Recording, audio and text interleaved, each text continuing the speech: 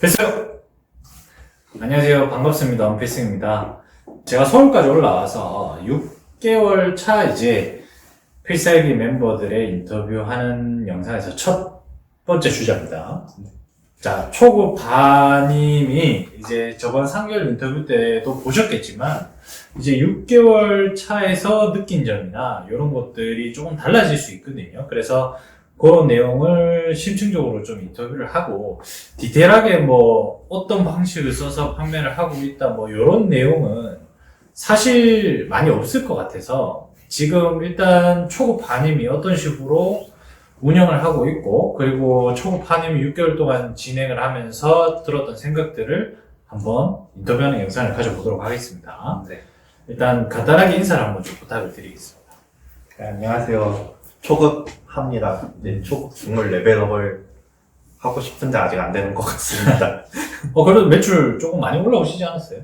그때 3개월 전에 인터뷰했을 때보다는 일단 1000은 찍어가지고 네, 많이 올랐습니다. 지금 그러면 지금 6개월 차잖아요. 예. 그죠? 지금 제일 많이 나온 매출이 한 어느 정도 됩니까? 지금 저번 달에 이제 딱 1100만 원. 1100만 원. 네. 그 사실 3월 달부터 약간 이쪽 시장 자체가 조금 성수기긴 해요.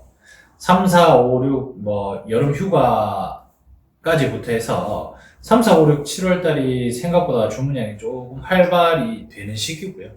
왜냐하면 이 생활 잡화나 이런 게 전부 다 인테리어 소품, 주방, 욕실 뭐 이런 용품에 많이 몰려 있다 보니까 네.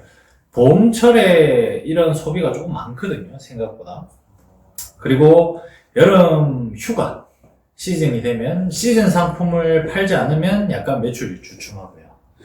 그 다음에 여름 휴가가 끝나고 나서 이제 10월 추석이 될 때까지도 계속 매출이 괜찮다가 이제 한 11월, 12월 달부터 약간 올라가기 시작하는데 그때부터 약간 떨어지죠. 연말이 되고 뭐 설날이 되고 뭐 이렇게 되면서 점점 매출이 떨어지다가 또다시 내년 3월 달에 좀 날씨가 개고 그 큰 명절이 없어지고 나면 약간 매출이 올라오는 구조거든요.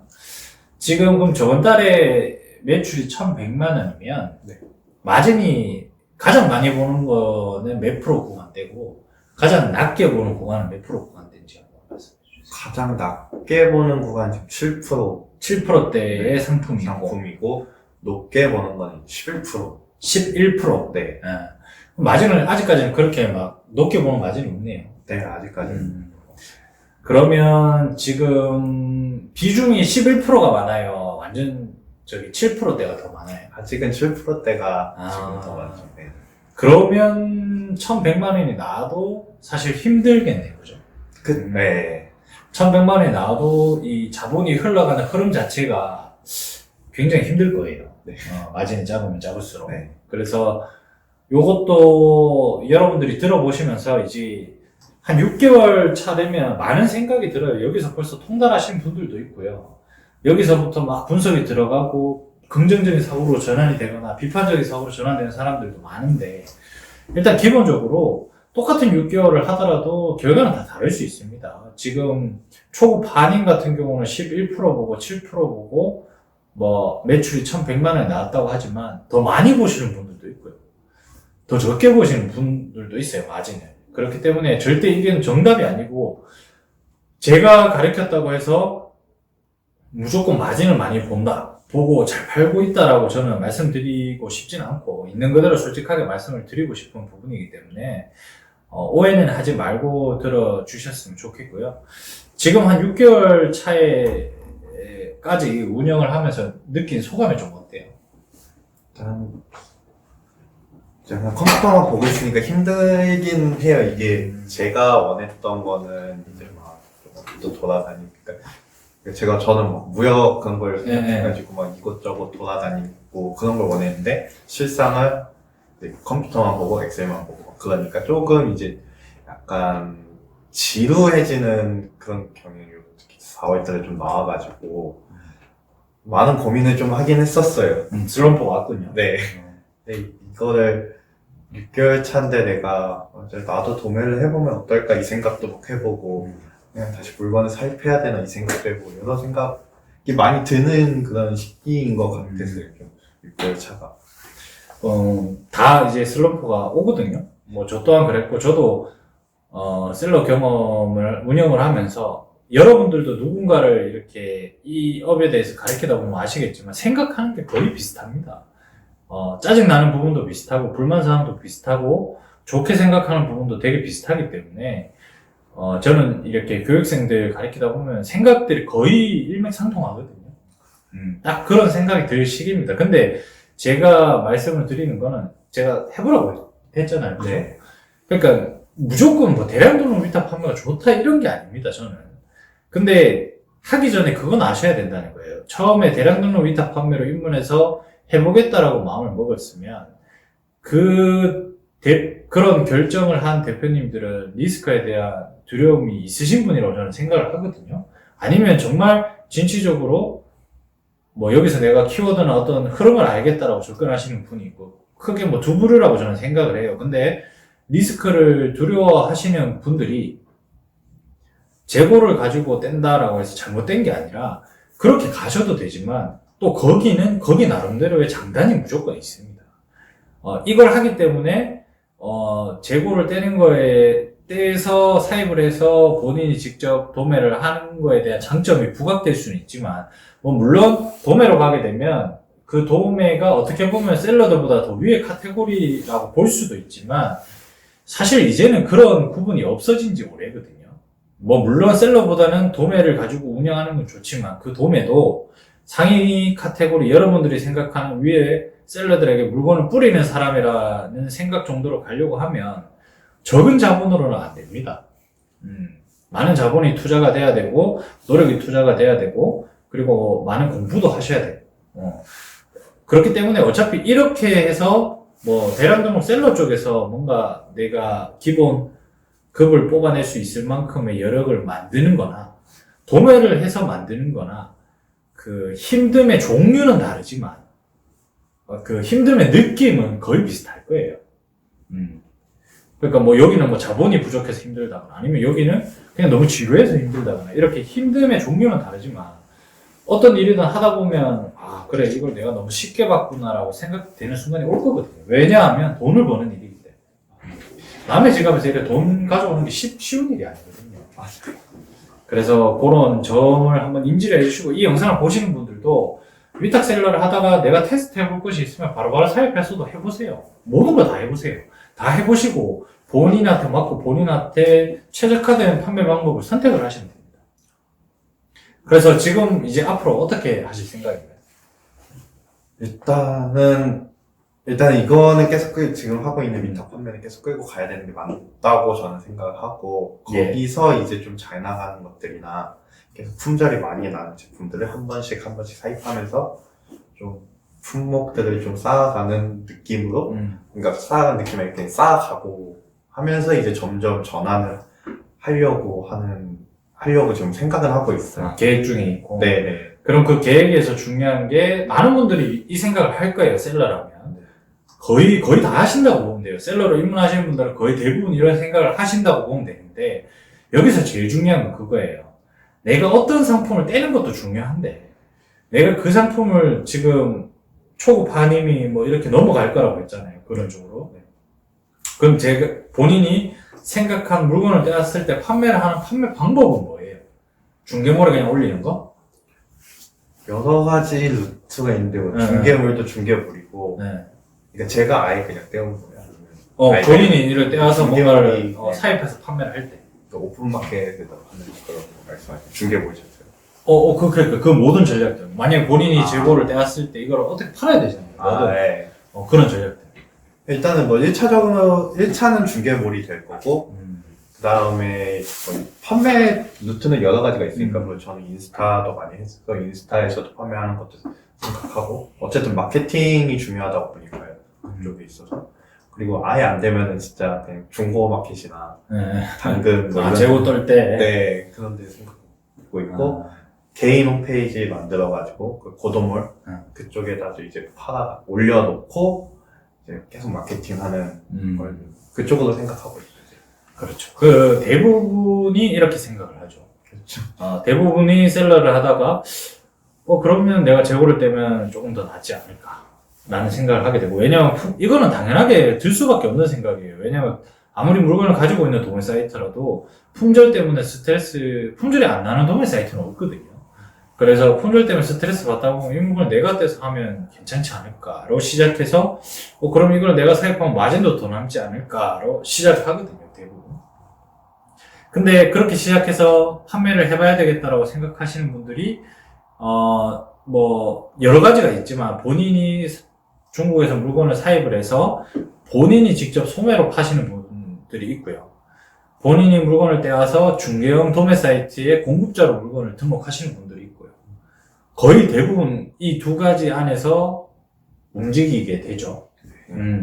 근데 이것도 좋지만 이것보다 더 중요하게 여러분들이 아셔야 되는 게, 그것도 하다 보면 지금 과열 경쟁이죠. 여러분들이 그걸 하려고 하는 이유가, 물건을 직접 떼려고 하는 이유가 셀러 너무 과열 경쟁이라는 그게 베이스에 있을 거예요, 마음속에. 그러면 물건을 뗀다고 해도 내가 가치 있는 일을 할 수 있을까를 먼저 생각을 하셔야 된다는 거죠. 중개몰에 내가 소매 판매하는 거 남들도 다 똑같이 생각하거든요. 그리고 내가 물건을 떼는 것도 남들이 뗄 수 있는 물건 똑같이 놔도 되잖아요. 왜냐면 처음 물건 떼는데 블루투스 인증받고 막 한 컨테이너씩 막 엄청 큰 자본을 투자해서 사입하는 사람은 없단 말이에요. 네. 그래서 그러면 크게 다르지 않단 말이에요, 상황이. 일은 많아질 거고, 물론 경험은 중요하지만.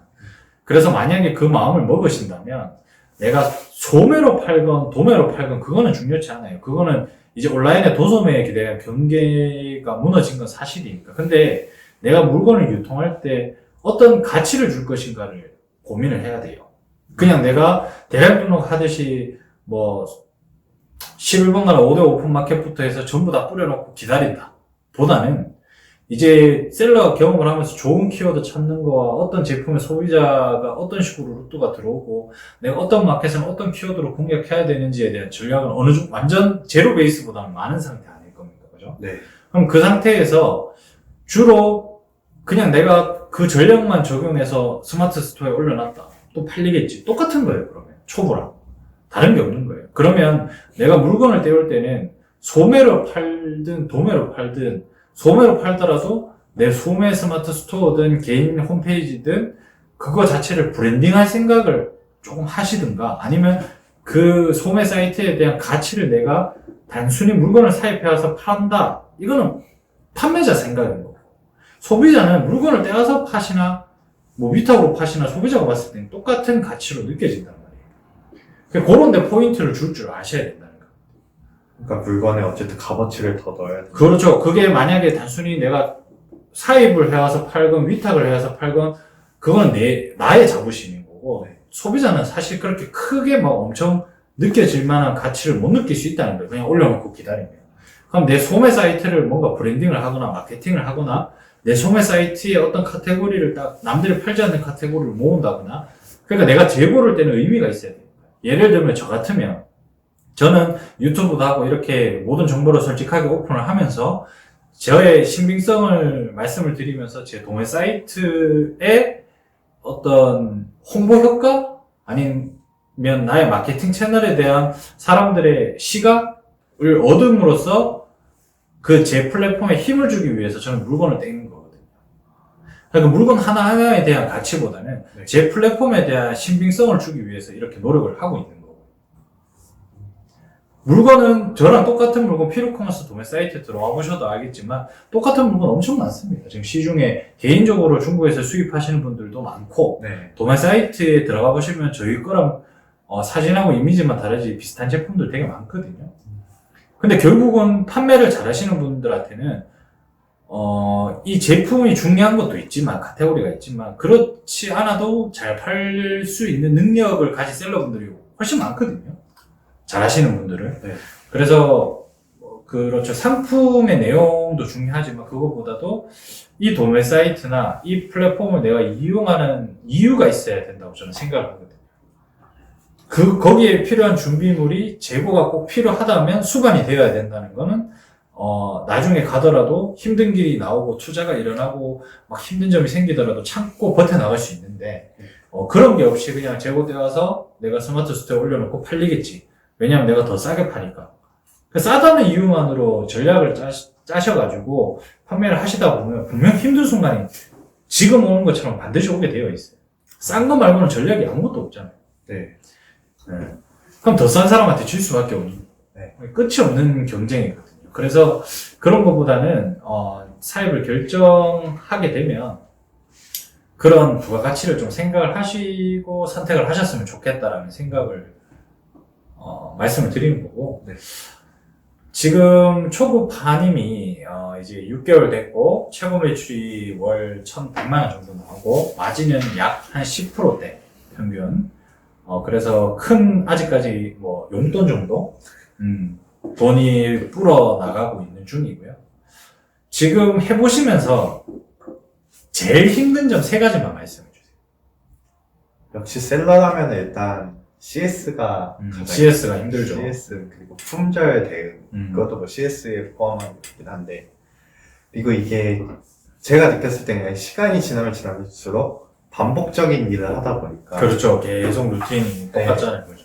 거기에서 이제 또 오는 약간 무력감? 무력감? 네, 그거하고 이제 싸워야 하는데 그게 거기서 지니까 좀 그것도 있고 이제 아무래도 이게 시간이 정해진 게 없이 그냥 출퇴근을 하다 보니까 게을러지는 것도 좀 많이 크죠. 그냥 뭐 주문하기는 뭐 12시에 하면 된다 이 생각하고 11시까지 그냥 자버리고 이런 경우도 가끔씩 있으니까 그렇죠. 네.